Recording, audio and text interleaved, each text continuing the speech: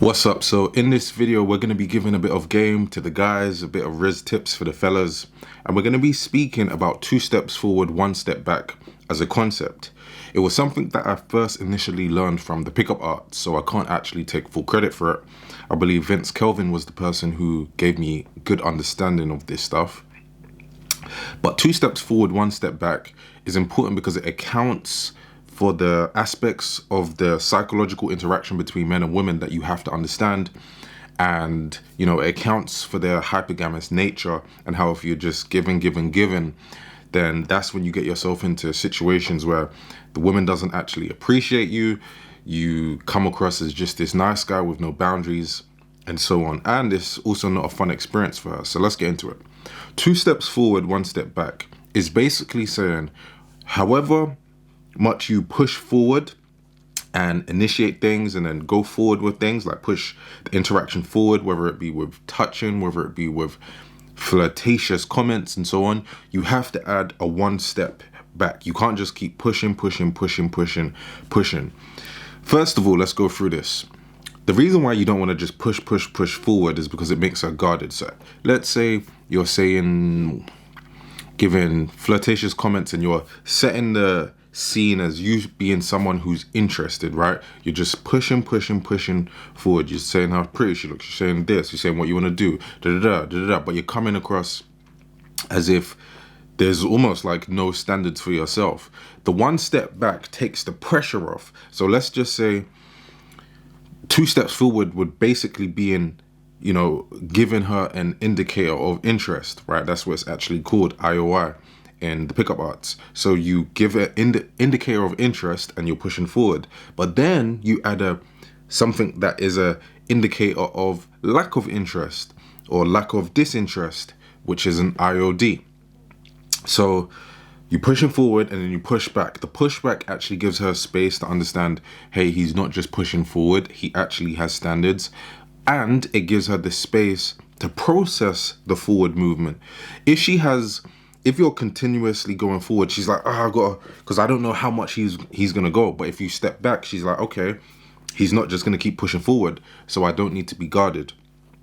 So let's just say an indicator of interest is making a flirtatious comment about you and her, but then an indicator of disinterest it could be something like you showing that you're not interested. It could be by you showing that you're interested in another woman. It could be by saying something that you don't like. It could be something playful.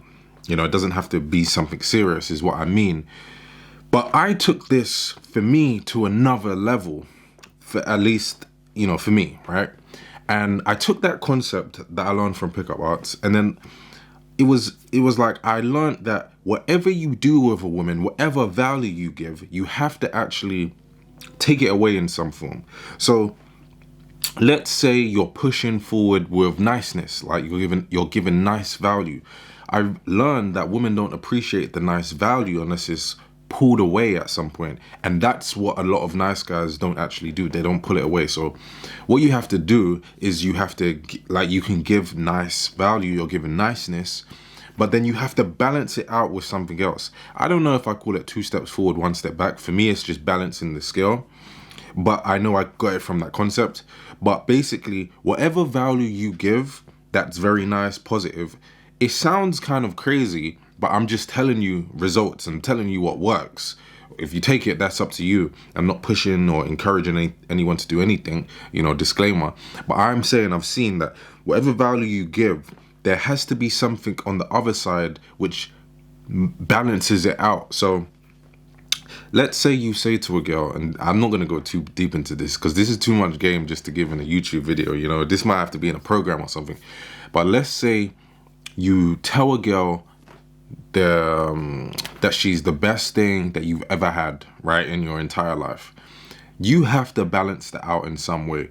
She cannot truly hear that and have the appreciation for it like you would intend for her to have. Because let's say if that's how you get into those situations where it's like, if you look at cheating videos, you see those guys who do get cheated on, they're the type of guy who is like, oh, you're the best thing I've ever had. I'll never look at any other woman. Da da da da da. You know, they're all about the girl, and you'd think that's a good thing. And you watch it thinking, well, why did she cheat on him? Well, he didn't satisfy her hypergamous nature, which is always looking out for value. So she no longer valued it because there was a heavy supply of it, but the supply wasn't in interference. Like the demand for it isn't being driven up. So when you take something away, it kind of drives up the price. I'm not necessarily saying you have to take that away, but I am saying that there has to be something that adds almost like a threat that enables the person to appreciate it. So it's not literally a threat, but it's just like, for example, if you say to a girl, this is a good one, you're the best thing I've ever had, best woman in my life, that's a heavy push. She's not going to truly value that long term like you think she is. Short term, it will make her feel good. But in the long term, something could be like, she has to understand that even though you feel like that, the balance is that you're willing to walk away. So even though she's the best thing that you've ever had, on the other side, if she acts up and disrespects because she feels like, oh, well, I'm the best thing he's ever had, I can do anything I want, she will learn quickly that that cannot happen because you will actually walk away.